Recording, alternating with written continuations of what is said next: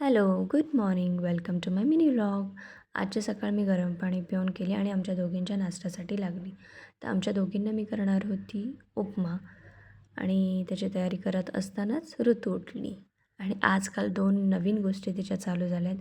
एक तर या स्लॅबवरती बसायचं असतं तिला आणि सेकंड गोष्ट काय ती मी दाखवतेच. सगळ्यात पहिला आधी आम्ही नाश्ता करायला घेतला. असंच आमचं रोजचं असतं. सॉन्ग्स बोलत, पोयम बोलत नाश्ता करायचं आणि दुसरी गोष्ट काय तर ही कुछ तो नया करते या नादात तिने बास्केटच ओतायचं शिकले. आधी ती तिला जी खेळणी पाहिजे ती खेळायची, ती घ्यायची आणि खेळत बसायची.